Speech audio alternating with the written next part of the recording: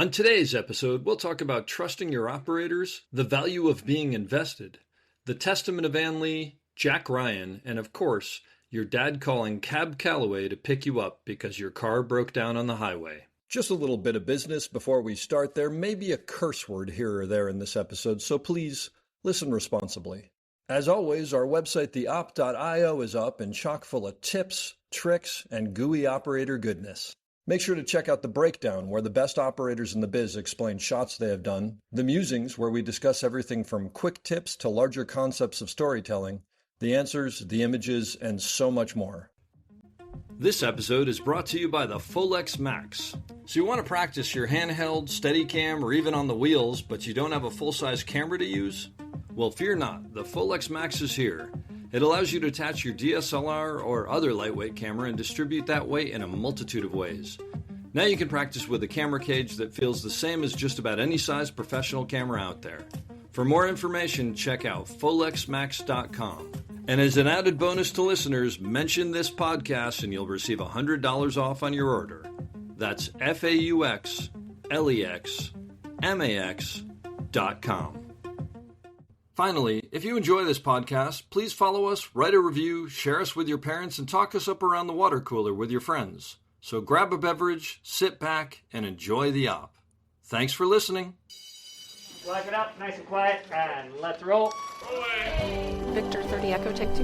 Camera, D-Mark. And camera set. And action. Hello and welcome back to the Op Podcast, the podcast where we talk about operating and the art of visual storytelling. I'm Dave Comides, your host, coming to you from Ponce City Market in fabulous Atlanta, where I am shooting a film with today's guest. A really amazing cinematographer, a great collaborator, a friend, as my dad would say, a mensch, and just a good guy. William Rexer, who's some of his credits, but not all by any means, because the list goes on and on. The Testament of Ann Lee, which if you haven't seen, you should see it, because it's really unbelievable, although it's an interesting movie to watch. Hunters, The Tick, The Get Down, OK Go, The Writings on the Wall, just because OK Go is totally cool, and I want to hear about that. Prime, the list goes on and on. He's really fantastic, and I'm glad I finally tracked him down and got him on the podcast. Thanks for doing this one. Oh, I'm glad to be here, Dave.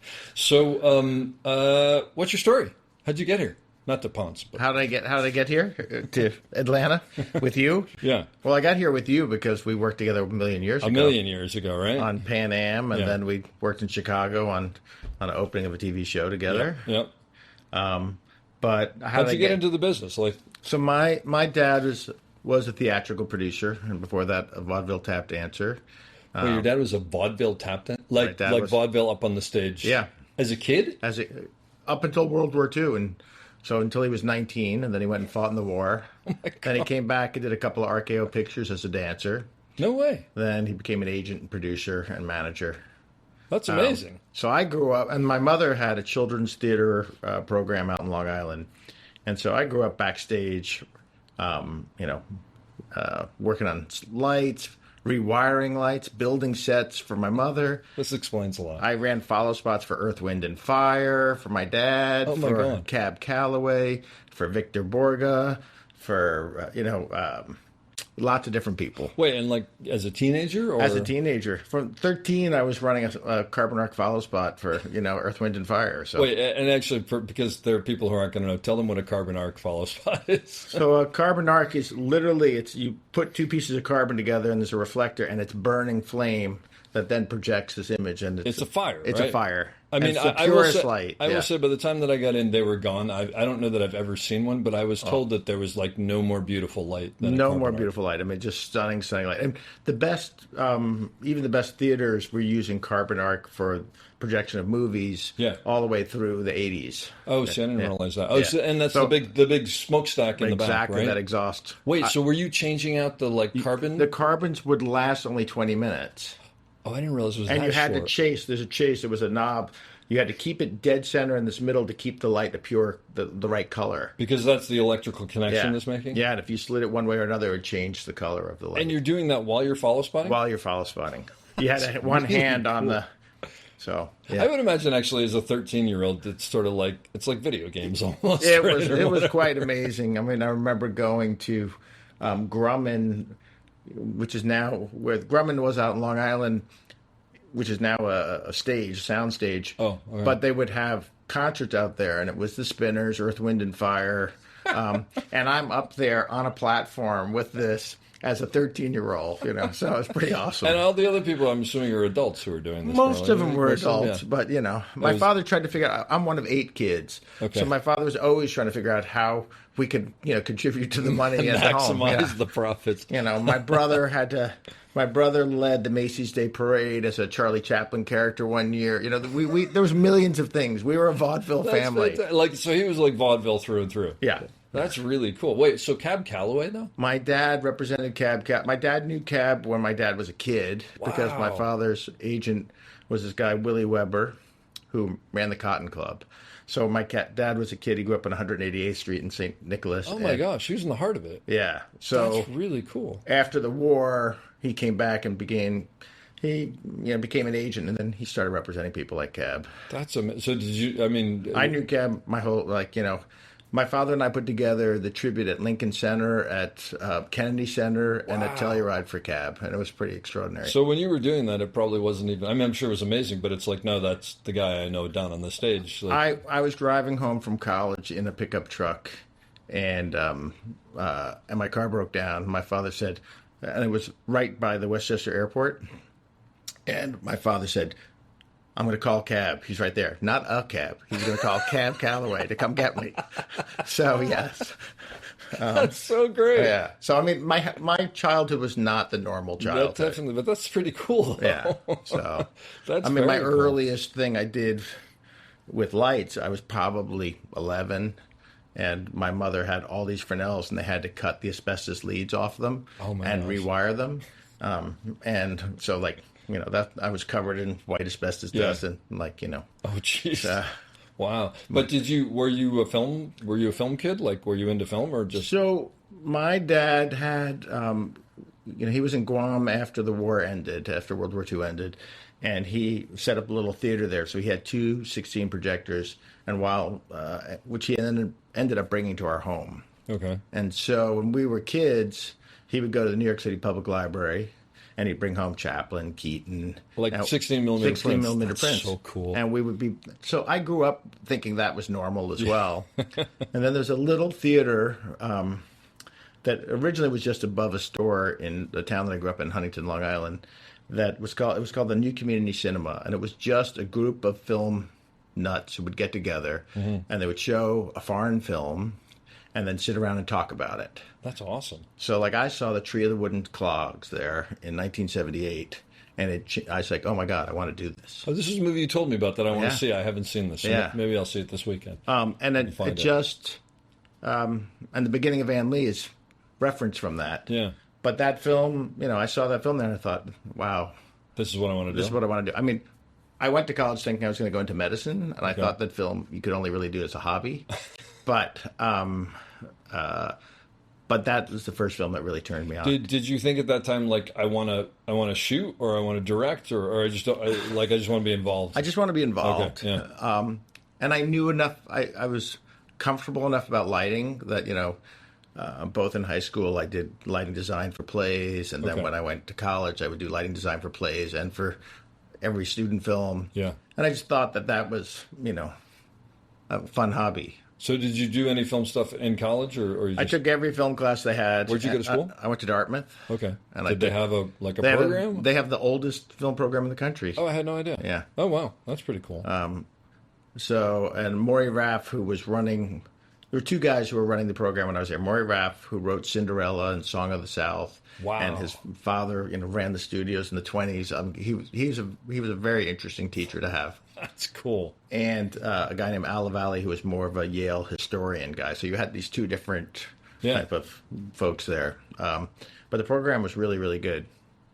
They had great equipment. So you did production as well? I did production, did theory, all that stuff cool. there. Oh, that's and very shot cool. a ton of student films. So you get out of college, and then did you think I'm going to be in film, or? I was studying neuroscience and thought, okay, that's really what I'm going to do. Really? But then a guy, my sophomore year, came through who was a graduate from there, and he was working for Geographic, and he hired me. And so I got to go with him as part of a 2-man crew from Baja to Alaska doing, Oh my gosh. a film. So Wow. and Wait, yeah. two-man crew. So I ran sound, assistant camera, and I was green. I was very, very green. Yeah. But I knew how to run an Agra, and Okay. I knew how to thread an SR. So Okay. I was useful. wow.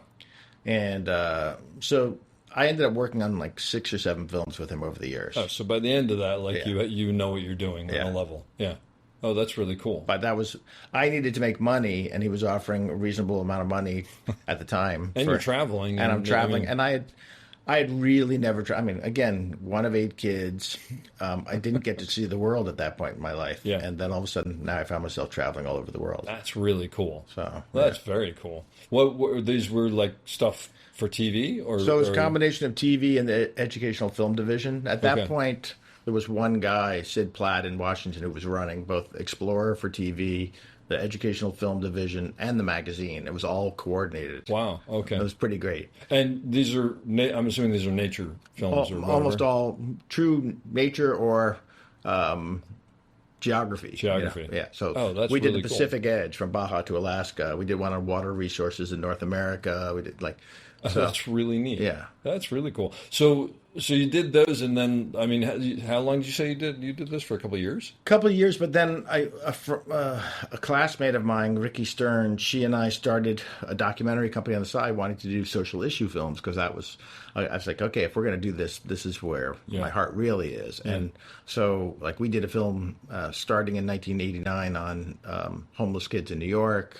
Oh, That wow. Morgan Freeman did the opening and closing for. What's it called? It's called Neglect Not the Children. We were nominated for an Emmy for that one. It was Oh, no right out way. of the gate. Like, so we were like, woo, well, this is great. Is it something you can still see? I don't know. It's public television. Let's see if I can find it. Oh, that's cool. So, and we followed 4 kids who were homeless and who were going through a program at the Cathedral of St. John the Divine, and sort of like how that was, what it really took to turn a life around. It's not instantaneous, and the things that the kids were truly lacking in basic skills that we all took for granted. Like at that point in time, these kids, because they were homeless, didn't know how a phone book worked. They didn't understand Oh, jeez. sub-alphabetation, just going through, and like they were lost. Oh my gosh! So they talk about things you do take for granted. They're just basic skills that were Wow. not there, and just even like how do you go talk for an interview or any of that. And this program was really comprehensive. Wow. And figured out how not to put young adults on the spot, but to give them these skills. These skills, yeah. And it was a great program at the That's time. really cool. And so how long did you follow them for? 2.5 years. Oh my gosh! Oh, so Yeah. this was a long project. Long project.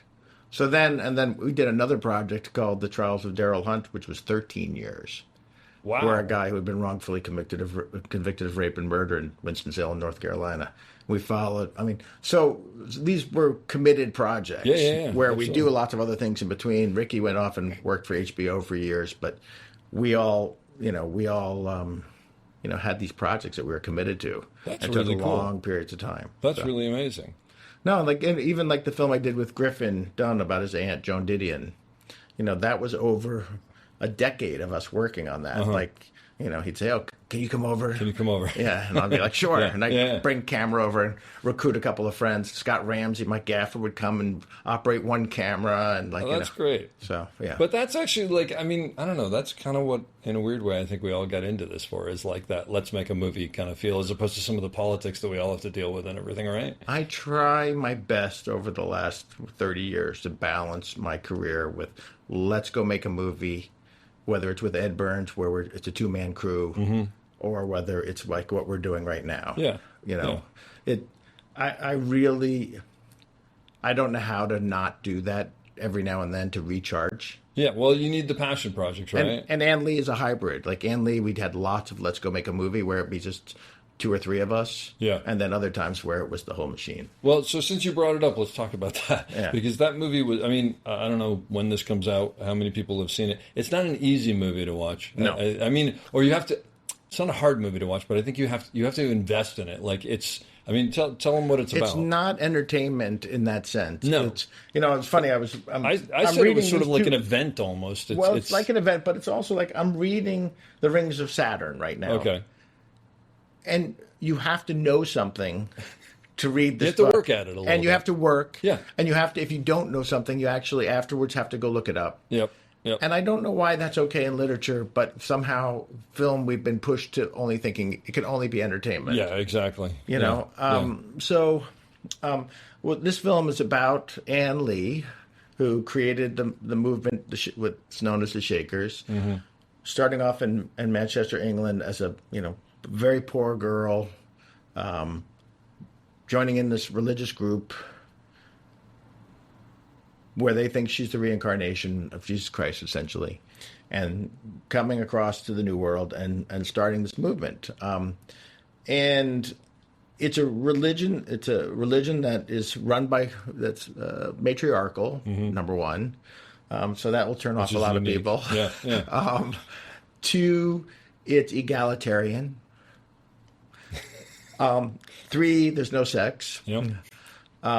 So there's no procreation. The only way to get to heaven is to not procreate, and so it's a complicated tale, but it's a very important part of American history.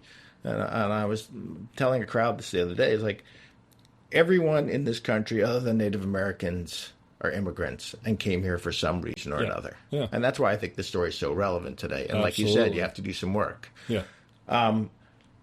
And it's very important to be reminded of that. People came here for religious freedom. People came here for all sorts of reasons, persecution in their home country. And this film asks of the audience to go along on this journey and to see what they were confronted with hatred in this country and all that. And it asks you which side you're going to be on. Yeah. In a musical, in a feminist musical. It's funny because you told me that it was a musical, and then I don't think it's a musical.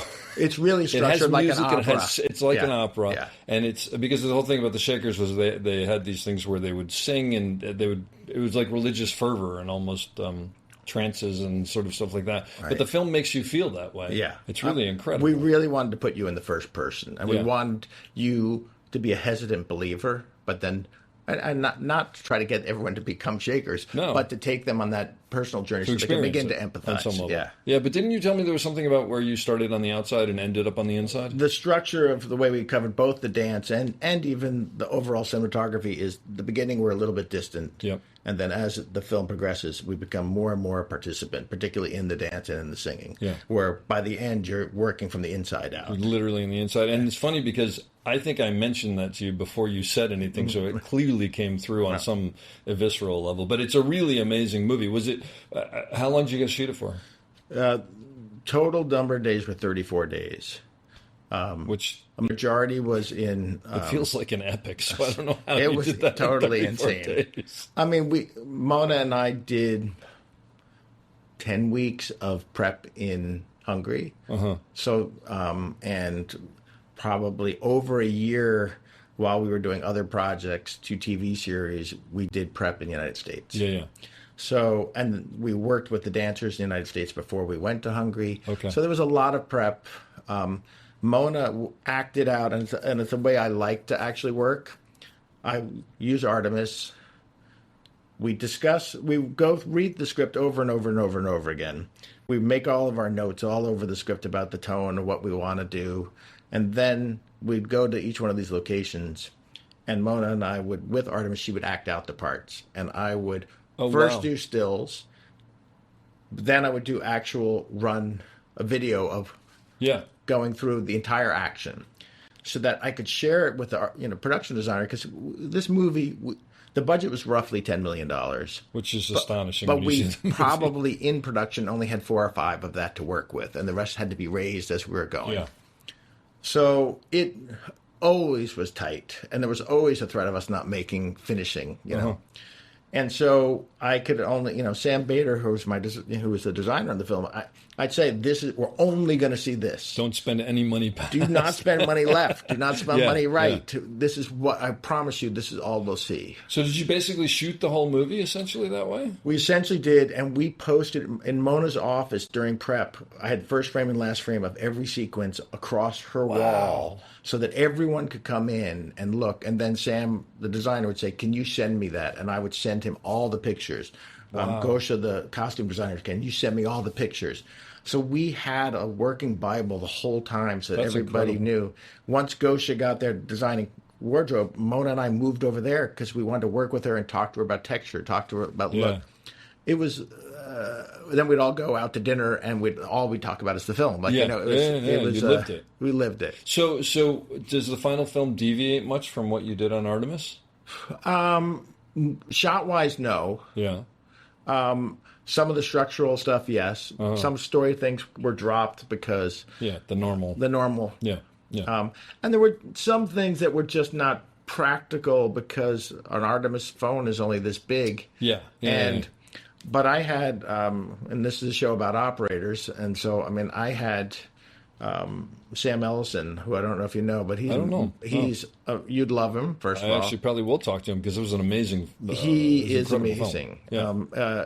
And, you know, I would be doing something with Artemis, and then I turn to him and I say, can you do this? You do this? And with the dancers, I would try to always work and be giving our choreographer saying, this is the bulk of the camera that's going to be traveling through. So she understood that. I So the got you. dance would be designed not with that knowledge that was happening. That's why Especially in New towards York, the end when you're in it. Yeah. Yeah. Yeah. Oh, that's smart. but, you know, I'd be going from the ground following Amanda up to mid, and then I'd say, can you do that with a Area Cam LP? Yeah, And he, Oh, that's right. And this was shot on film too. We shot on Yeah, film. Yeah.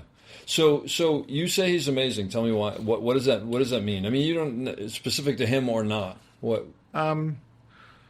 one, he's fearless. Okay. Two, there was nothing that I did that he didn't do better. Well, that's always a plus. So when I was doing something with Artemis, I'd see it, and I was always surprised by that one-to-one relationship that he could get with an actor. That he did. I don't know. There was this intuitive thing. You know, it's what I talked to you about on this. Is like when I'm talking about, I think this should be on Steadicam right now because I want that one-to-one relationship. I don't want the dolly grip in between. I want it only you. Yep. Yeah. And I work that way. You've probably noticed. Like Yeah. I Well, I appreciate it. I'm watching the performers when they're rehearsing. I'm looking for the best vantage points. I'm looking for what's working to tell the story. But then I also want the operator constantly to be feeling the breaths of the actors. I want them 100. So I would never put a headset on a human being who's operating a Say camera. that again for everybody because I want everybody to hear that. Say that again. I would never ever put a headset on an operator, particularly a Steadicam or handheld Yeah. operator. I mean, when we're on a crane, it's a different thing, Crane 'cause is a totally different obviously, story. Yeah. But because I want you to be in tune with every breath because how can you be intuitive? How can you guess where they're going to go next? How the actors each time are living this moment and bring something new to it. You have to be able to bring something new to it, in my opinion. That's. I just want to make sure that everybody, you tell everybody, I didn't tell you to say this, right? No. I didn't bring this up ahead of time. No, and the operators, I've had long relations. Jeff Molstack and I have worked together since 1991. Amazing operator. Yeah. We've done so many projects together because I have that trust in the operator. I would not bring Oliver Carey. I have trust in them. Yeah. I'll make a composition and I'll explain why I want this much headroom or why I want this. If I can't articulate it, then that's a problem with me. If I have to go, give me more headroom, give me more. What the hell?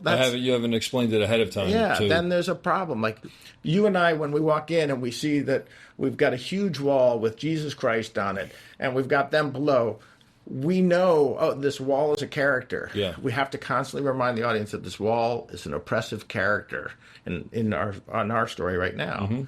And I don't have to remind you of that. I walk out there and you're already doing it. Yeah, you know? well, I mean, it's second nature. But no, our mutual friend John Lindley has always said to me, by the time I tell you anything, it's too late. Yeah. And I always appreciate that because that's why it doesn't have people on headsets. Right. Because it's just like, that's your job. That's And then part of it. if I'm noticing that something's wrong, I'll come over and we'll have a private conversation about it. Yeah.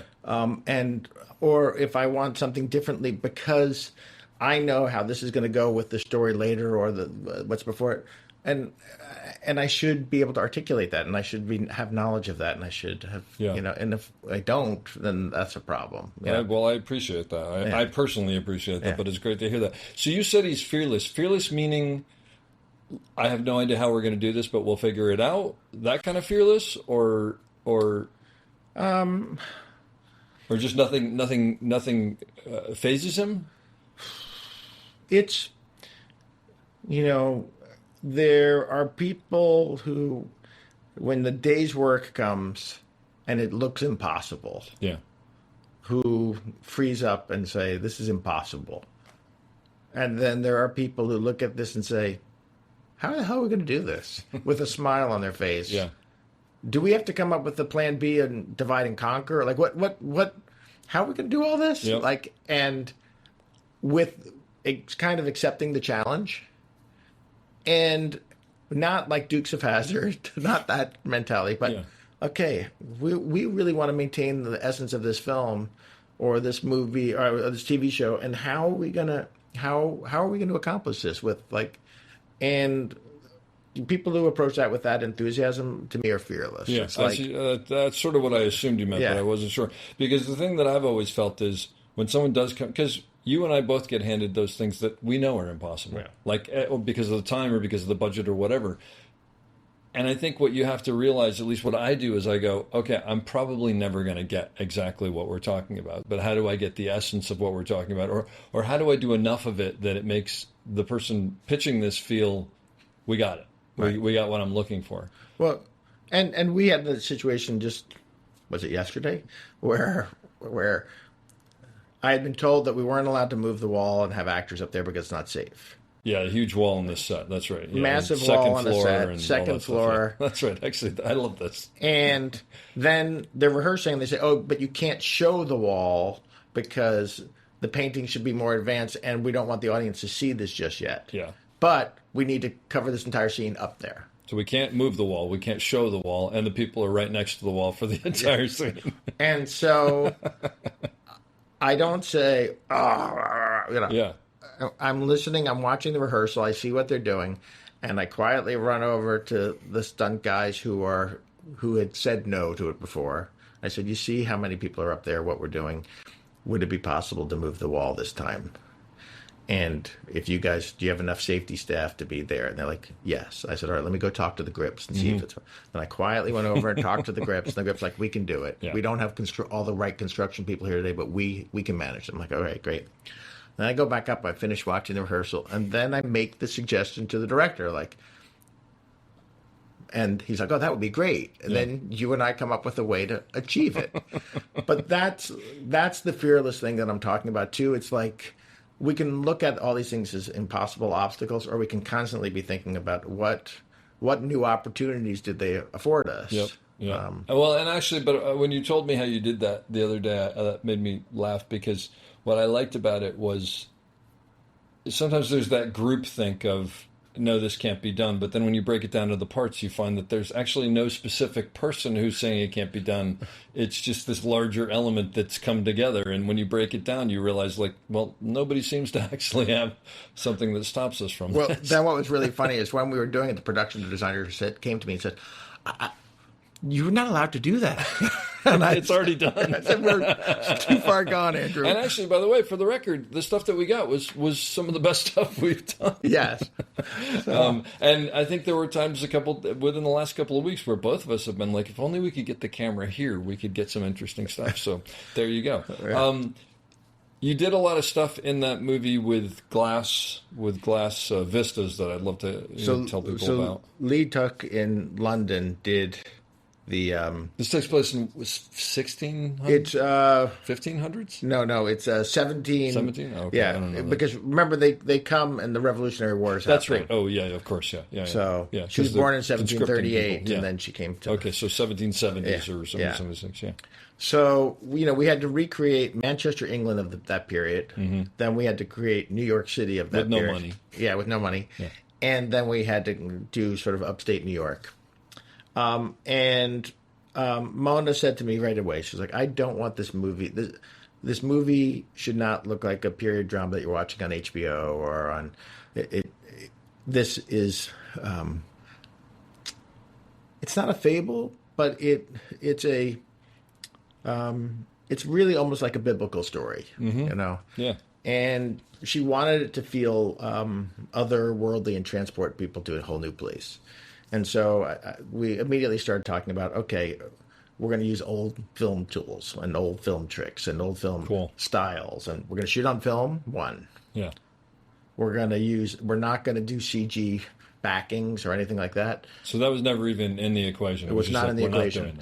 So Sam Bader, the production designer, and I had this crazy idea that we're going to use old glass plates. Really, actually, I'd go shoot a Vista. We'd send it to our artist. They would then project it. They would paint a glass plate. Then they would send me that plate back. I would mount it. I would go back to that location at the exact same spot. And you'd have to recreate it exactly, and right? Shoot it. And so wait, back up a second. So you're going back to that location. You're putting the glass plate up on like C-stands or whatever it happens to be, and then you're literally just moving the camera until it lines up with. So this was the original concept, and so I shot the plates. The artist painted. We had a 4x8 piece of glass because we were shooting that aspect ratio. Shooting 2:3:5 aspect ratio. Oh, so it's not actually as big as I thought it was. It's actually pretty close to the camera. No. This was 4 feet by 8 foot. No, I mean it's big. I'm not saying it's small, but for some reason I thought it was bigger. I was on a 50 mil lens. Yeah. It was, but it's pretty close to the camera then. It has to be far enough away to hold focus on both planes. Yeah, so, that's what I'm trying to get my head around. So that original piece of glass gets delivered by a glass guy to my house, and my boys are helping unload it, and the glass company puts it down in one corner and it shatters into a million pieces. Oh my God. So all this work was just... And this is something that came from London, right?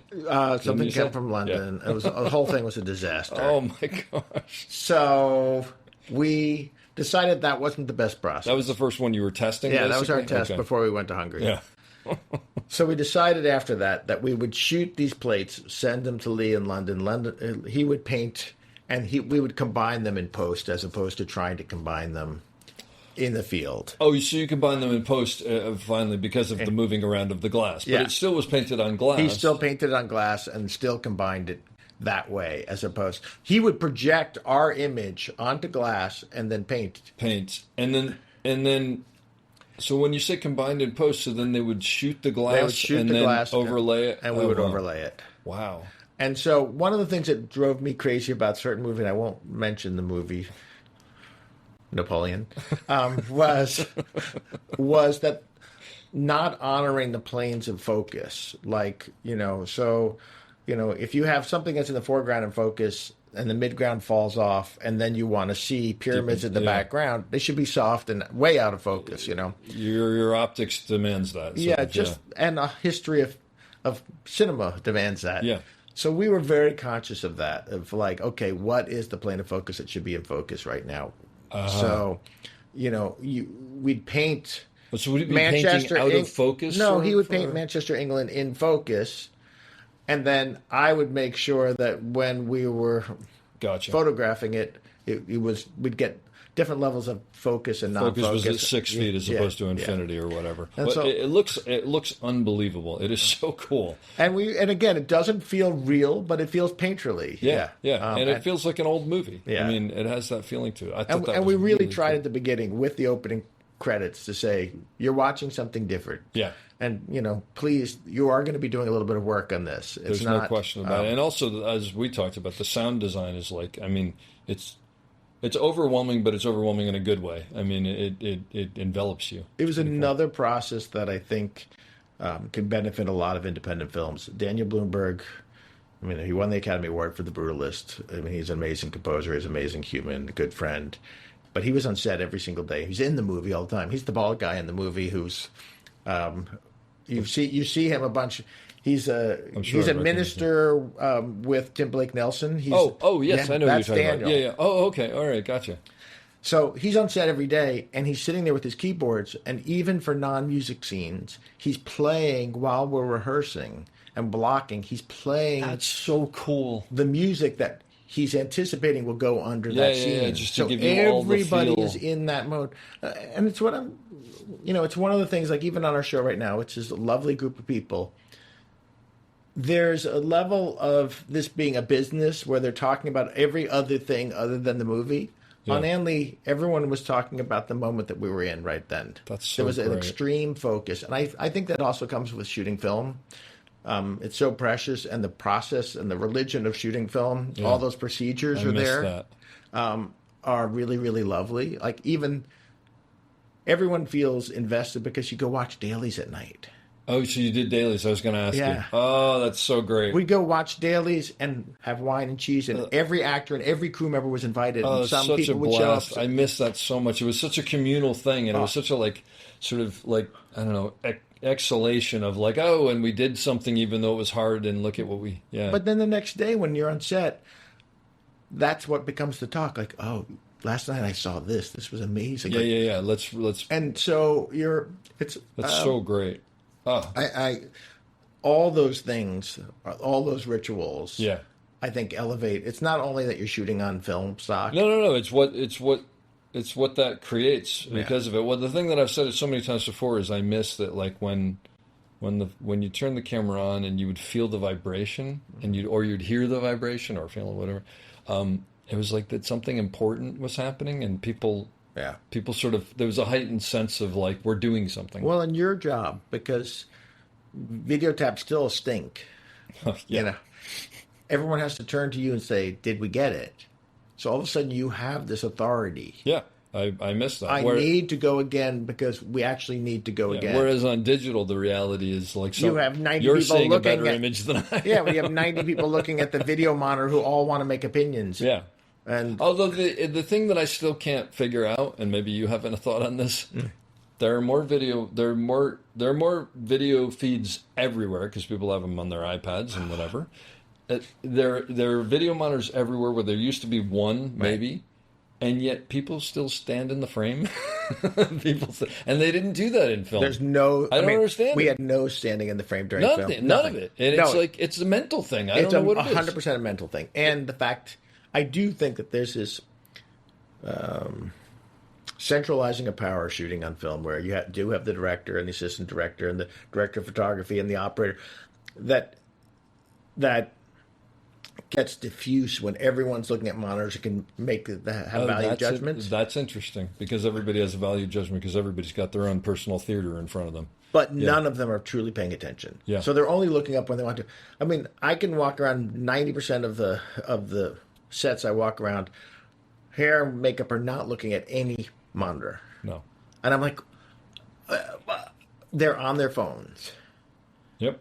And it's the craziest thing in the world. Like, and that doesn't happen on a film set. So that's what. So when you were shooting film, it reverted. It reverted instantly. Isn't that fascinating? So it's not that the culture has changed. It's just that the culture has changed when you're doing digital. Well, in part, again, when you're doing film, and maybe it's a film of this size, and that could be. But we had only the director's monitor on set. Yeah. So everyone stood behind the director waiting to get notes or whatever it was. Yeah. So that focus of power was there. That's amazing. That's really fascinating, and that sort of explains for the first time like why. That's a good explanation of what it is. Do you think the fact that this was a $4 million film that became a $10 million film, do you think that helps you in some way? Like as opposed to going, we have $100 million to make this movie. Probably. Like you have to be scrappy. You have to be scrappy, and you have to hire like-minded people. Yeah. You really have to be very conscious, and it actually attracts like-minded people. I mean, my first assistant on that, Yuri, in Hungary, I'd worked on Jack Ryan, and he was the same on Jack Ryan, though, actually. He was, very focused, very, he's a contemporary of ours. He's not, a 40-year-old. Yeah. He grew up in film, so he has that discipline still. That's cool. But it's, I don't know, it's funny. I think everyone who worked on it in the United States, anyone who worked on it in Sweden, I tried to include in the American Cinematographer in the sort of weekly magazine when I asked John Larson, who did the U.S. portion with me as a first assistant, I brought in Michael Burke to do some operating on it as well, and and I asked everyone to participate and send me a note about what their experience was on it. Oh, I was that's trying to cool. include it. They included some of them. They didn't include everybody. Yeah, sure. But it was funny to hear, like, the Swedish gaffer Jonas said, like, this after doing 3 or 4 days with these guys in Sweden, it was why I got into cinema, why I got into the film really? business. Oh, that's He's so like, after great. 40 years, I had to return to this to be reminded. This is what it is. And I do think That's so great. there's like a scrappy nature, but there's also, I don't know, and maybe that is specific. We had a really good director, Yeah. and we had a really great leading woman, Sure. Amanda. She's amazing. Not only is she an amazing actress, but the way they act on set and the way they treat everyone around them, there's no question who's in charge, and there's no question who you are, whose vision you're trying to accomplish. But their inclusive nature at the same time is infectious. That's fantastic. It's really, they both of them have a real, I don't know, it's a very special skill. They know exactly what they want. And I mean, like Mona and I rehearsed every single clearly. frame, Yeah. but somehow everyone in that room Yeah. felt heard and But don't you think that when that happens, and it's rare, unfortunately, when that happens, but when it happens, that everybody's invested then, and then just everybody's going, no, I can't drop the ball. Like, Yeah.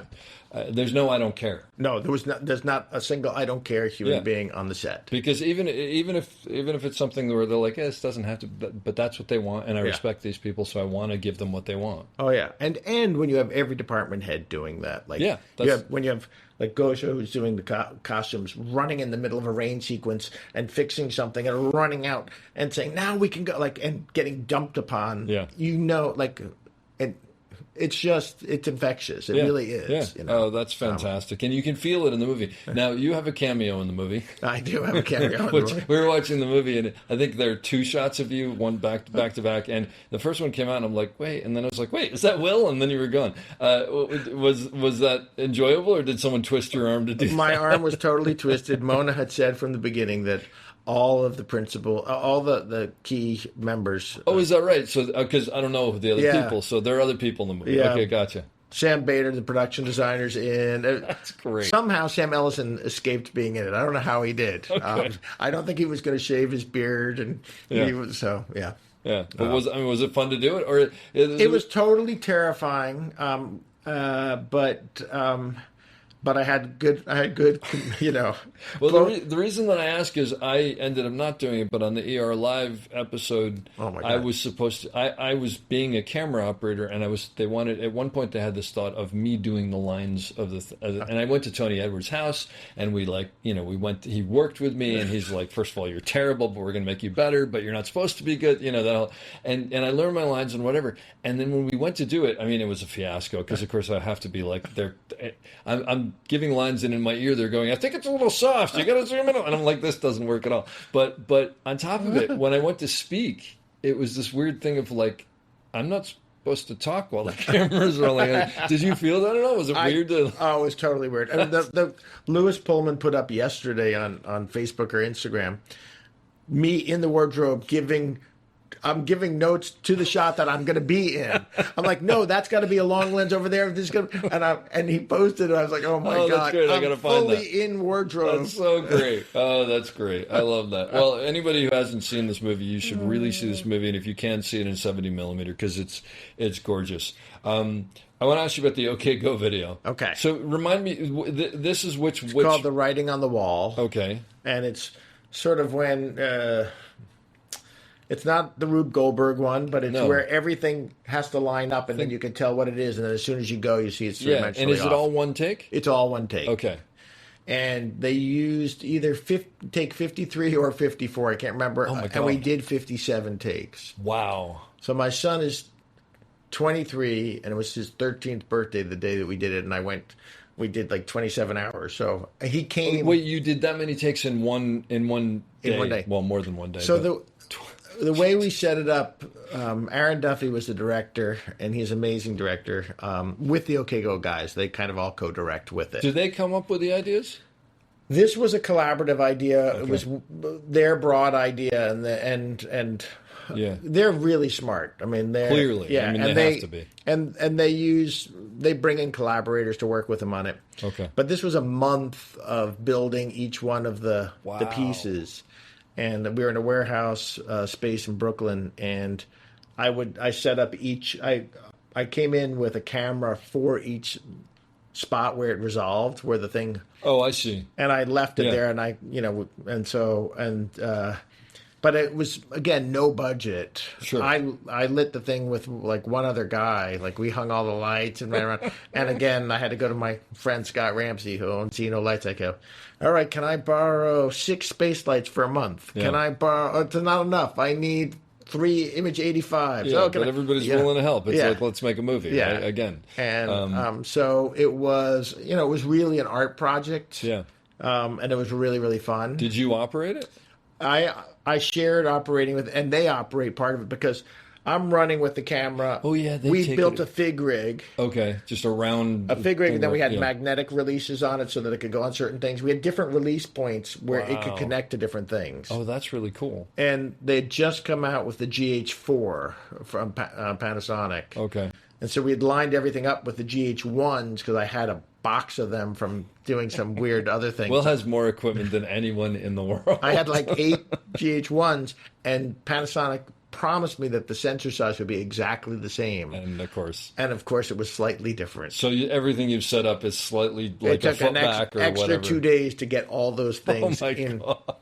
So that was problematic. By the way, But- this entire thing sounds like it needs someone like you who doesn't go, you can't do this. Right, This is no. never going to work. This No. is crazy.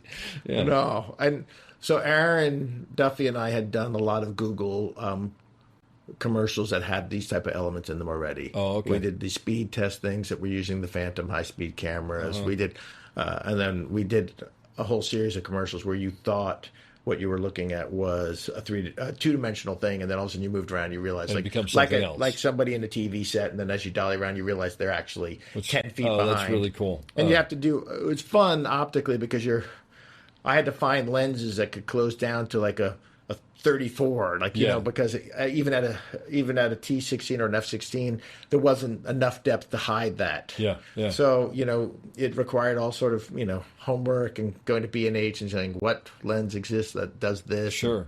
So it was kind of fun. Well, and the question that I have is, I mean, literally as you're doing those moves, you have to hit. I mean, when I'm doing a move, I've got to hit a mark, but I can zhuzh it this way or that way. No. And you We have had to hit that all exactly. locking points. So we would have, there would be a platform that you wouldn't see that it would have an exact magnet on it.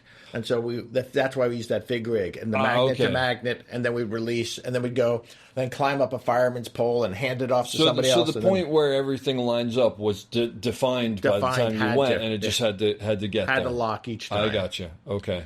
And it was mostly the handoffs that wouldn't work. Like take one, we put it onto this device that was sort of like a homemade crane that went up in the air. Yep. It was just, and then you would see from above that it looked like something, and then as soon as it came down, and the camera fell right off the magnet, released, and it that was take one.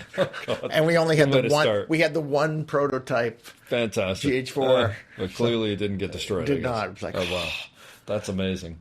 It's a really cool thing to be a part of. So wait, you did it 57 times? we did it 57 times. All the way through, or did some of them not? Some of them didn't. Some of Yeah. them made it halfway, but take 50. I'm pretty sure it was take 54 was the one that we used.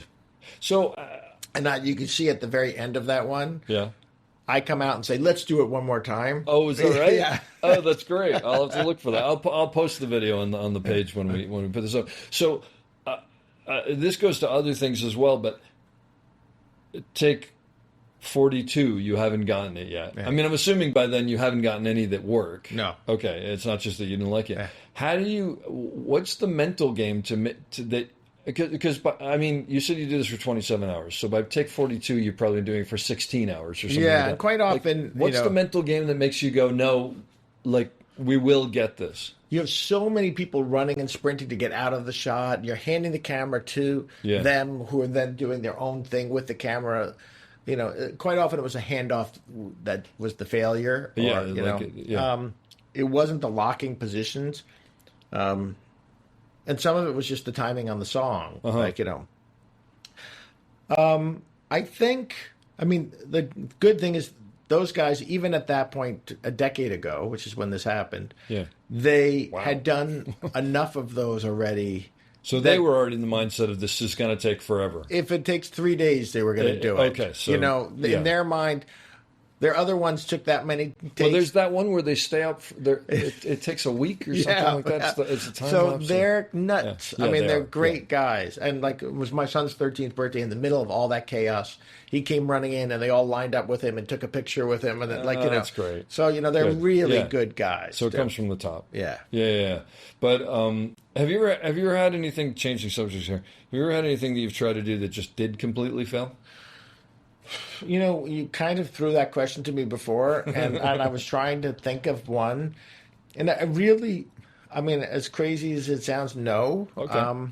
But not everybody does. Well, let me. But I've certainly had situations that I've been really, really sad about. Like, well, let me tell you the question behind the question, which may help that. Because what I'm always interested in is when you do fail, and whether it's a colossal failure or, they were happy, but I'm miserable with this. Like, how do you get up the next day and go, no, I can do? How do you not let it get to you? Because what I found when I was, you know, and some of this podcast is geared towards people who are sort of starting their journey. Right. And you have those things where it's like, you go home and you're like, I'm going to get fired. Yeah. Like, I'm terrible and whatever. And I'm always interested to hear, like, how do you go... How do you compartmentalize that, put that in a box? And because I know I've done things before where, you know, it's been a really hard shot. And I mean, I did this huge West Wing shot where it was literally perfect until the last 20 seconds of a 3.5 minute shot. And I hit the camera with my knee. And I had to put that in a box because I knew that if I went upstairs to start again, and that was in my mind, I would never be able to get through it. And so I usually ask people that because I'm always interested to know, like, how do you mentally move past that? Well, and I could see for operators, that's really, because, you know, and I've done a lot of 11 and 12 minute takes where it's really a huge challenge like Absolutely. that. And there's also that mental thing of, like, breaking those things up into smaller pieces just so you can mentally handle it, right?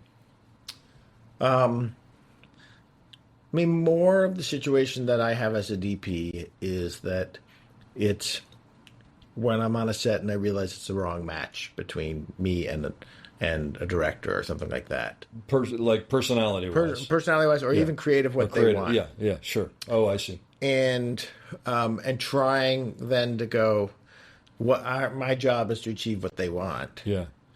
And I'm going to do the best of my ability to do that. It's against every instinct I have, every bone in my body, but that's not why I'm here. And that's the harder thing. Like, I go home and I think, okay, how am I going to do this? How are you going to keep positive about it? How am I going to keep positive? Yeah. How am I going to do? And that's my job, is to realize the director's vision. It's not to impose my vision upon the director. And that can be one of the hardest things. And you're like, every instinct that they have is different than yours. And it's more so on a television show, because in a movie you don't get to that place. Sure. Like, meaning a director comes in 12 episodes in and you're like, we don't judge. Right. But that's what it is. Or I've joined in on a TV show to take over for something, and it's like, oh my God, this is so not what, you know, I would ever do. But I have to, you know.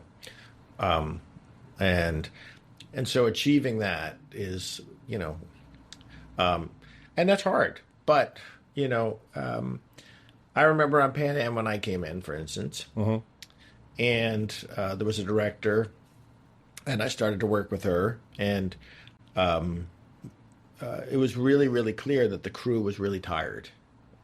And Tim Norman was working on it as an operator, and they all looked beat. Yeah. And they all were miserable. Yeah. Every single one of them was miserable.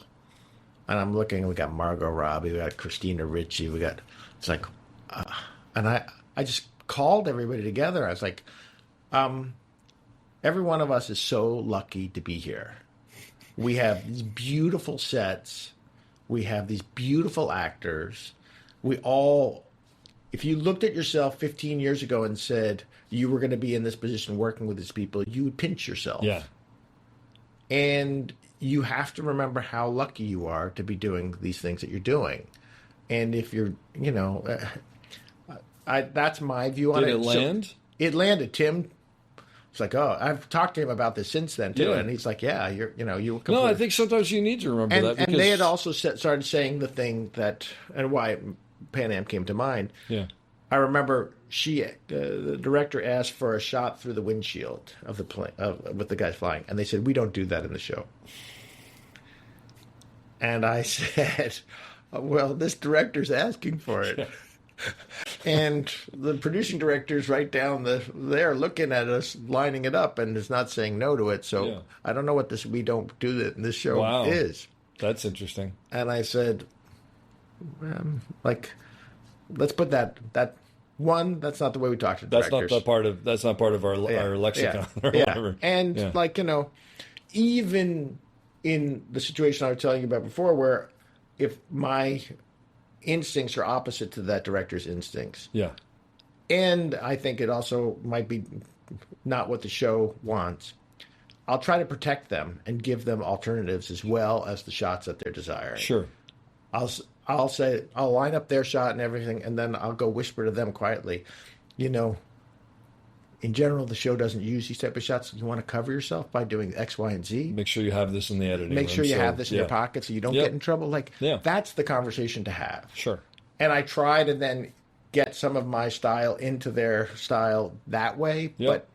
But it does require, sometimes sitting in your car, driving at home, going, okay, I can do this. I can do this. I can do this. See, everybody does that. Yeah. And, and I've had certain actors who, who have just been difficult and take that difficulty out on you. Mm-hmm. How do you deal with that? Most of the time I say to myself that it's, we're asking a lot of these people, and we're asking them to be different people quite often. And we're putting them in and so I give them a lot of room. Mm-hmm. And I know I can take it. So, if somebody starts screaming in my face and their spit's hanging from my glasses because they're yelling, I don't take it personally. Yeah.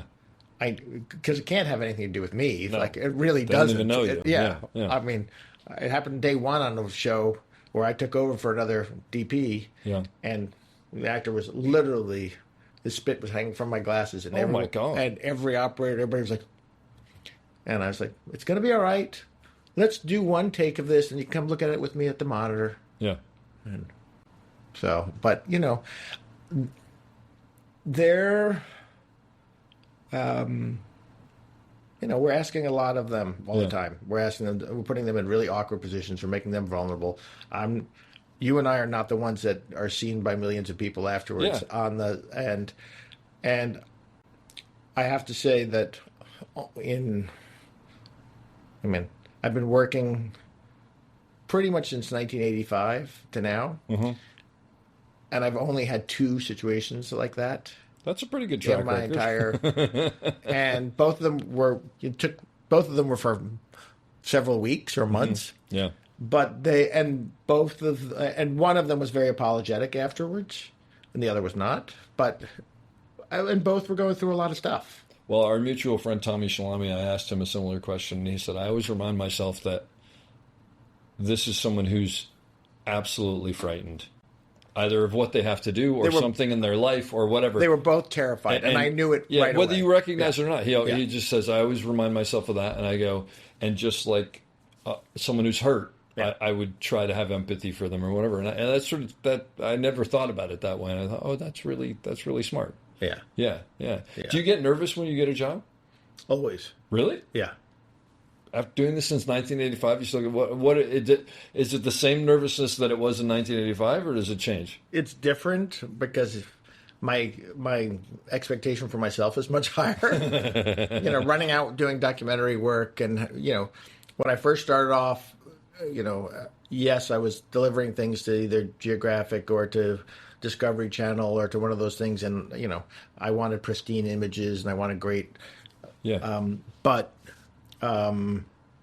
now I have higher standards for myself. So than I did. It's self-imposed nervousness. A lot of it's self-imposed, and it's also wanting to. Can I get inside this person's head? Yeah. This director's head and figure out what they're trying to articulate. Gotcha. And can I do it justice? And sometimes we get, like in this present situation, we have no prep. Yeah. We have a new director and zero prep, and we have to, it's speed dating, and it's climbing inside his head really quickly, and but I think we're doing a pretty good job. No, I think we're doing an amazing job. I mean, I always, again, John Lindley, our good friend, has told me for years, your job is just to take what they give you and make it better. And I think that's absolutely what we're doing in this case. But there's a weird thing that I've found, because, I mean, obviously nobody knows this. We're on a show where we had a director who came in literally right at the beginning, and so he has no prep. So he's been prepping as he goes, and you've been doing it on the weekends with him, right? I know, and every morning and every night. But in a weird way, I think sometimes that's almost like, that's not preferable. That's not the right word. But there's a positive to that, right? Because then it's like, I'm just going to do the best that I can because this is all coming at us so fast. Well, there's a back to the old style again of actors coming in and rehearsing. Then we're blocking. Yep. Then we're lighting. Then we're shooting. Yeah. There's a reason that order existed. It's been happening for so long, it doesn't happen anymore. And it doesn't happen anymore. Yeah. And this has forced that to be the case, which is kind of actually awesome. Yeah. I know it's throwing our AD into a tizzy and throws the line producers because the morning you're not getting your first shot off at a certain time. Yeah. But that's really meaningless because we've made every single day. But weirdly, we're making our days. It's like we'll have a 2-hour rehearsal in the morning, and then everything's like, okay, how do we simplify this? How do we make this better? And then we do it. Yeah. And there is a reason block, light, shoot, exist. And do you? And we had we were fortunate enough to be able to pre-light every one of these sets with different looks, daytime look, nighttime. And what we're really doing is lighting actors at the end point. So, absolutely, yeah. Do you think it's a positive or a negative, or is it even one of those that, it used to be, we were talking about this the other day, it used to be that actors had to find their light. Yeah. And now there's light everywhere. I mean, it's just, they just stand where they want, and it's not that they do that. I mean, they still go to their marks or whatever, but it's not what it used to be. And you think that I mean, I can see from an actor's point of view how that's, they can be freer, but is that better? Well, no, I think we're forcing them to find their light again. Like, you think so? Yeah, I think certainly on this show we're asking them but do you think overall they're aware of it? I mean, I have to say I'm a DP who lights. Mm-hmm. So, we have 24Ks coming through every one of those windows. We're lighting. Yeah. We're not, and it's not, it matters where people are. And I tend to always be that way. And I still, even when I came in and finished up A Man on Full here in Atlanta, mm-hmm. Diane Lane, I saw her the first day I came in. I'd worked on a movie with her called Fierce People a long time ago with Griffin Dunn directing. And so we had this 20-some-odd year ago relationship, or friendship and working relationship. And so I came in and I saw how they were lighting the show, and I saw that she was bringing in a monitor and looking how she looked in each one of the setups. Oh, I want to see what we're looking at. Yeah. And I was just coming in for, just for 5 days with Tommy. Yeah. And I was watching this process. I was like, that's not like the Diane that I saw before. Like, what is going on? Yeah. So my day one in, she was sitting on her bed. She had to get up and go to her closet, go into her closet, find something, come back, put it on her bed, open it up, realize something's there. Mm-hmm. So she's there, and I go, Diane, you remember me? Oh my God! And we catch up and we talk about a mutual friend who has passed and all this stuff. And I said, can I sit where you were, please? And she said, oh yeah. So I lie down on the bed where she is, and I say to the gaffer, okay, we've got to have a light right over here, over here. Block this window light that's hitting her on the face right here. She's standing right over there watching me. Then I get up and I walk over to the closet where she paused, and I look and I say, this part is not important. It's where she's going to with the to grab the box. That's but you're important. doing all this on purpose. And I'm not saying in a this bad out way, loud. but you're doing, you're letting her know. Then I get to where she pulls the box off. I say she turns to look and see if Jeff Daniels is around, and she's looking at the box, and she turns her head this way, and I say, this is the important spot. Then when she gets back to the bed, and I say, we need a light right there. Yeah. Then I get to the bed, and I put it down here. I said, and then right here, that light has to come up. I do all this. She's watching all of it. She's watching all this. She doesn't leave the room because she stands in for herself for these things. I go through the whole thing. Everyone's lighting. I'm standing there. I look. And then I say, okay, bring it. Can I have second team walk that? And Diane goes, no, I'll walk through all those. I said, okay, I'm just going to run and look at the monitor while we're doing it. She goes, okay. I run over to look at the monitor. She never asked to look at the monitor. Yeah.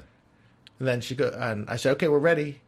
And Tom was looking at me. It's like, she said, oh, let's go. Yeah.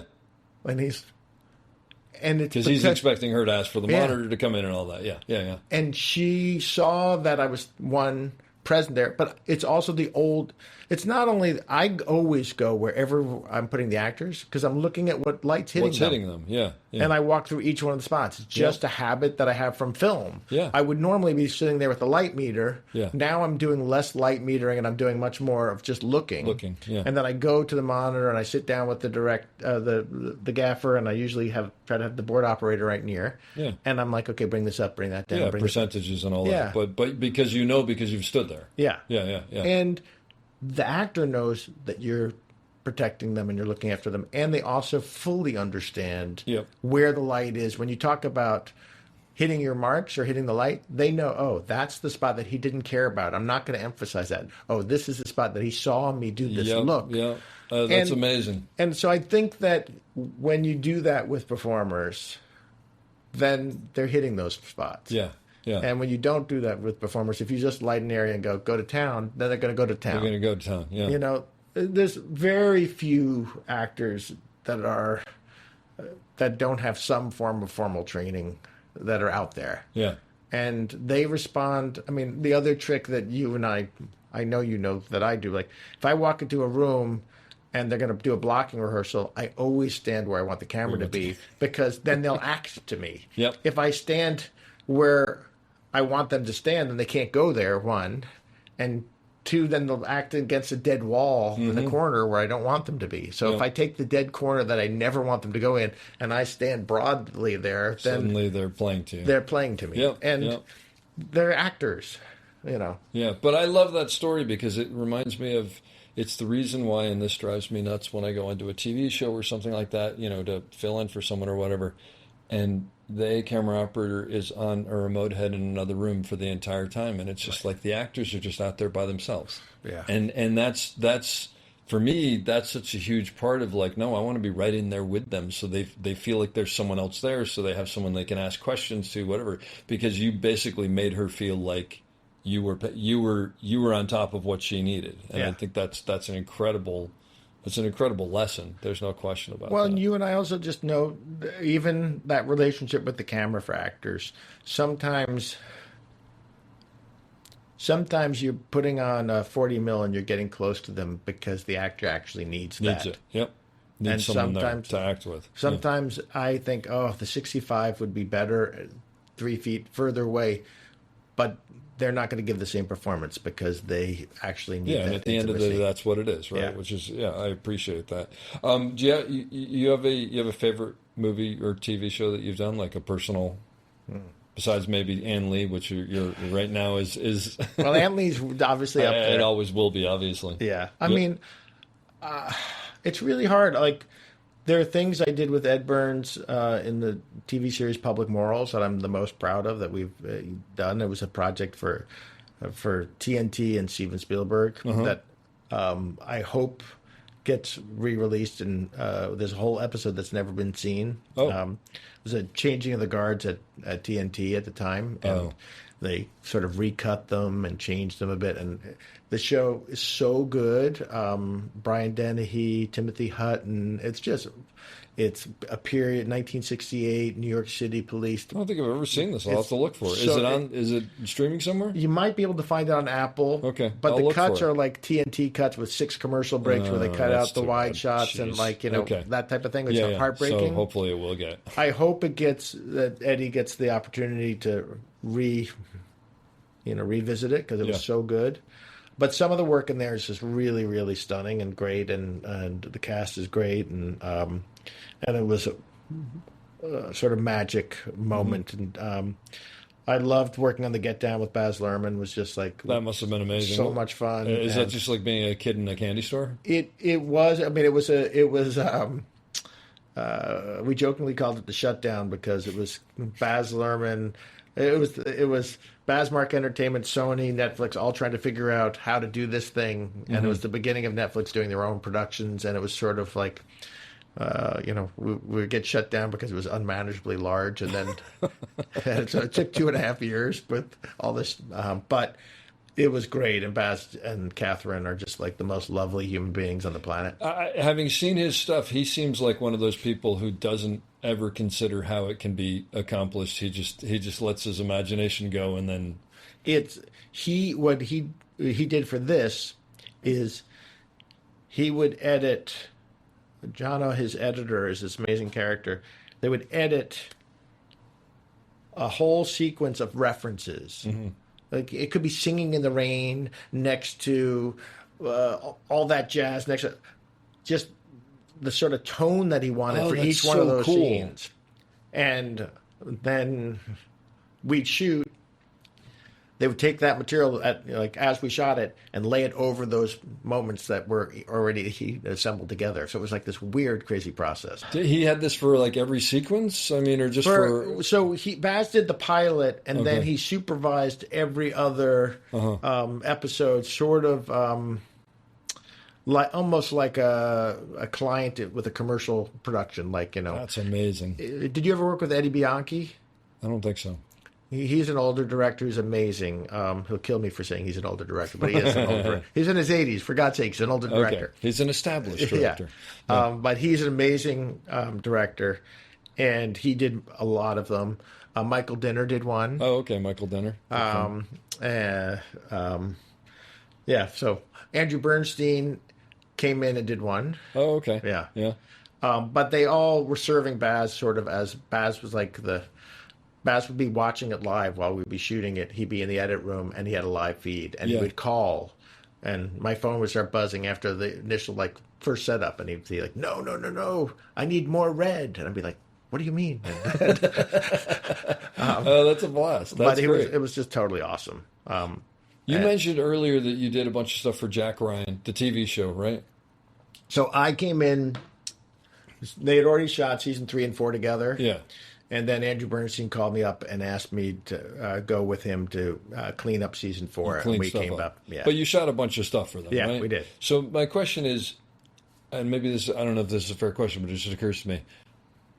Do you approach Jack Ryan, which is, for anybody who doesn't know it, a big CIA, where'd you shoot in South America? No, we shot in Hungary. Almost the same, all like the prison cell and all that stuff for Ann Lee. Was the exact same spot that we shot Jack Ryan. This is even better for my question. So, do you approach that the same way you approach Ann Lee? I mean, they're as night and day as you could possibly get. Feature TV show. Approach is sort of like approach in terms of my doing my homework and my research. Yes. Yeah. So I watched 2 seasons of Jack Ryan before I went there to see what this language of the show was. Okay. Andrew had sent me the edits that existed thus far so I do my homework that way, and figure out what's the language, what's missing, what do they need, how can we make this better. In terms of lighting and look and all that, no. I mean, Jack Ryan is completely, like you said, the opposite. Yeah. But in terms of my homework, yes. In terms of using Artemis to frame up things and explain to everybody who was on set, like, okay, take a look at this. Yep.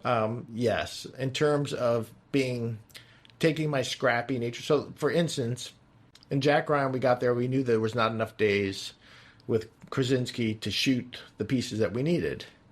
And I said to Andrew, hey, I see a couple of sequences where just having a red Komodo would be really useful. I could stick it under a vehicle. They could drill down to the top of it. Or whatever. Yeah. Size. Yeah. And also just because I can, I know in Hungary, like, I can set that and go and leave it while the A and B camera are actually shooting something real. And, like, and there's no issue with it. So I said that to him.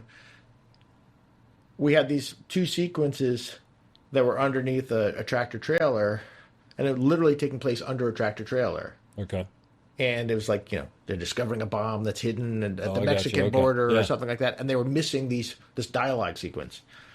And I said, these guys are coming in and doing their hair and makeup on this day. Can't we get Michael and John just to be underneath this tractor trailer parked right outside? Do it. Can't we just do it with my little Komodo? We don't have to have the whole machine. Yeah. And everyone looked at me like I had three heads because I put my scrappy head on. And they're all like, sure. And John's like, yeah, sure. Everybody's like, yeah, why not? All right. Yeah. I said, because that's a whole scene that's going to derail. And so we went out and did that sequence while they were doing like their hair and makeup stuff and in a half hour. That's great. And so when you ask, do I approach it the same way? I still have that little scrappy sense of me. Yeah. Well, it's like, and I've seen you do it on this. You realize what's going to sort of screw us down the road, and go, how do we take that out of the equation, or how do we get around that, or whatever ahead of time? Yeah. And that ends up saving you. From an operator point of view, are there things that operators can you don't have to tell me who they are, but have you had operators do things that you think are not what operators should be doing, as far as the way they act, the way they? I'm not talking about landing frames. We assume that everybody can do that. I mean, I'll tell you. So, operators who really only want to be DPs I gotcha. I've had that situation many times where they're, I tend not to work with those people because they're saying, like, don't you think the key is too strong here and this and that and the other, or? No, because that doesn't really affect me, because I'm usually either confident in that or they might be right. Okay. That doesn't bother me. No, it's more of an attitudinal thing on set. I gotcha. Yeah. I like operators who are strong, who help run the set, and who help, are saying to the art department, here's what we like. I like all that. That doesn't. And I really like operators who end up having relationships with, and friendships with the cast, because that's the first line of defense. That's the biggest part of it. Actually, Molstock, his friend list is all of these actors we've worked with, where I don't necessarily have that same relationship because I'm running around managing other things. Yep. And I think that's a great thing. B operators, I love, who are standing there watching what you're doing as an A operator and are figuring out how and offering compliments to that. And do it in a respectful way, but are also watching for things that we might be missing. Like if they're not working, because a lot of what we do dictates single camera work. If they're watching out for us, like they'll be watching the monitor and they might go to the art department and say, oh my God, there's something back over here. There's something over here. Yeah, you missed this. To me, that is so. the great B operator, because they're studying what you're doing. They're offering, and we might say, no, we can't do that right now. Or no, that's a great idea. Yes, go grab that. But you'd rather have it offered and not need it than not have it offered or whatever. And also watching, because I think the only way you're going to go from being a really good B operator to being a really good A operator is watching. Yeah. On a lot of shows that I do, I essentially have two A operators. And I can leapfrog and I can do stuff and I can make it work. I had Matt Pebler and Jeff on the Tick, and literally I could be jumping from one thing to another, and both interchangeable.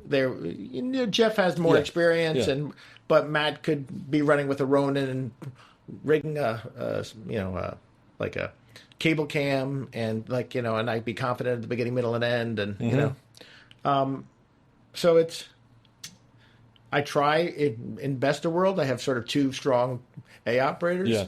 but that doesn't always work. And sometimes, like I've been blessed, like on a couple of projects where I have a really great A operator, and I bring in somebody like Peter Aguilada who is a really strong A operator, but he's come in to do C and D work even. And all of a sudden he's offering things and he's watching what everybody's doing, offering brilliant shots that are just great and complimenting the light because he has all that experience. Sure. And we'll do exactly what I was saying before. Like if he can't fit in, he'll be watching the monitor and he might go to the scenic and say, there's something back there. Yeah. Respectfully going and covering all of us. Yep. And to me, again, it comes back to what we were talking about with Ann Lee, being invested. Yep. The thing that drives me crazy, and early in my commercial career, when I was doing commercials, and the cell phones started to become popular, I would ask everyone to leave their cell phones at the door. You can't do that anymore. Yeah. But we used to do that. And there's a couple of people who still do. Yeah. But it's really problematic. Yeah. Baz had a really strict policy.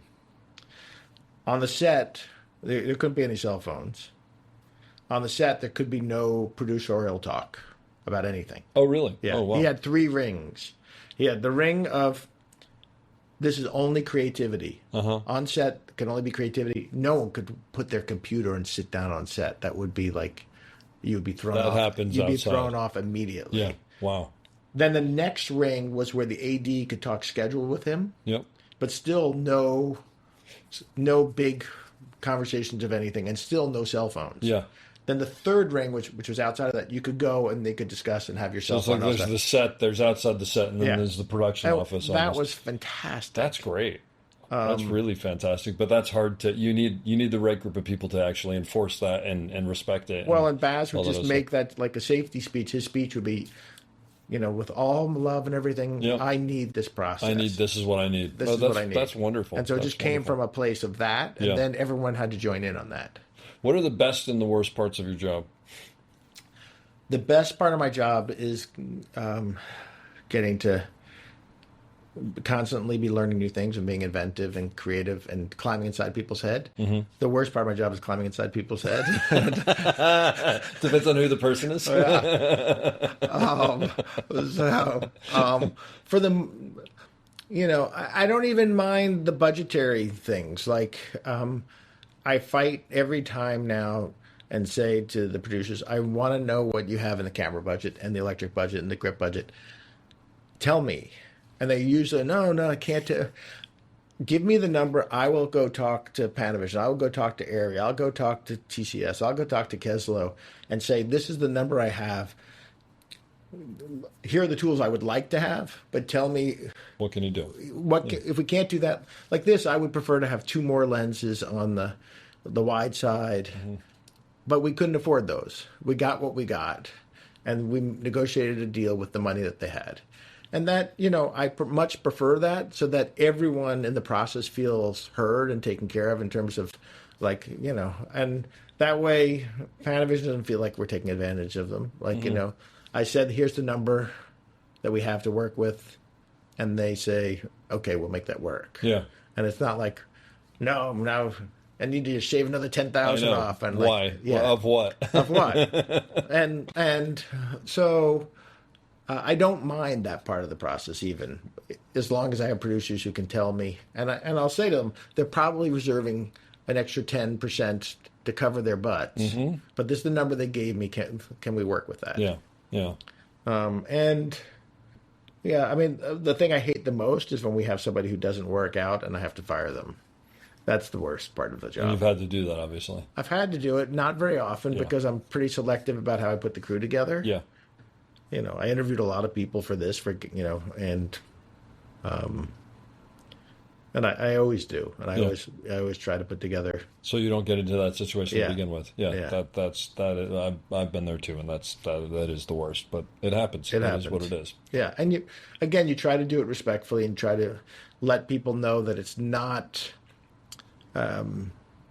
Quite often, it is just the wrong fit. Yeah. So Out of curiosity, if it's not because it's the wrong fit, but it's because there really is a problem, do you share that with them, or do you feel that's not your job? I share it with them. You share it with them? Yeah. Regardless of how tough that is. Yeah. No, I think that's the right thing to do. I think you because have to. then hopefully they grow, and if they can't, they can't. Yeah. Yeah, that's a tough one, though. Yeah. No, it's the worst, but you have to do it sometimes. It's part of the job, right? Yeah. It is what it is. Yeah. Well, this has been great. I'm so glad we got to do this. Right. I am going to leave you with the question that I leave everybody with, and you can answer it however you want. Advice you'd give to someone on getting into the business today, and leaving out maybe the state of the business, on how to succeed, and or maybe something you have learned that you wish you knew early on. I have a lot of young people who ask this all the time about how to get in. And my advice used to be go work at a rental facility like a TCS or an Able or a Panavision or an Airy or a Keslow. I think that's getting harder to do. But I think that still my advice, or a lighting rental place, because you meet all the creative people who are coming through. You end up learning the latest technology. And I think all those things are actually really, really vital to doing your job now. And you're much more likely to come up through the camera department if you're familiar with all the lenses and the technology and someone's trained you properly in it. So that's still my advice. But I remember when I was in college and Robert Redford came to talk to everybody, and he's like, first thing is get life experience. Because no matter what aspect you're doing in this job, having some real life experience and having some real work experience outside of this world will make you appreciate this world much better. And people who've come right into this, who have really high expectations of what can be very disappointed. And also, I think having real life experience means you can bring something to the job. So I guess that's my 2 bits of advice. And then something I learned that I wish I had known back. It's funny because this job I'm learning every single day. I mean, I think that's one of the things, is to be totally open. I came out here, I've worked with a ton of new equipment, but Bob Bates, the gaffer here, has introduced me to all these new lights that I had no idea even existed. And some of them are just a different brand of the same type, instead of Light Mad, it's, it's Godox. But all these small little Fresnels and things, and I'm always learning. I mean, I think that's one of the key things, is like I'm taking pictures of each one of these lights, and I'm going online at night looking at what they can do and what they can't do and the attachments that go for them. I think that doesn't matter if you've been at this business for 40 years, you're going to keep learning. And I think always be open to learning, and be open to learning from young people and old people and everybody, because there's old tricks and there's new tricks in this business. And there's 100+ years of history of the language that you have to be somewhat respectful of to understand what you're doing. I hope you enjoyed that as much as I did. We'll be back soon with another great episode. Don't forget to check us out on theop.io for all sorts of information on operating and storytelling. So thanks for listening, and have a great day.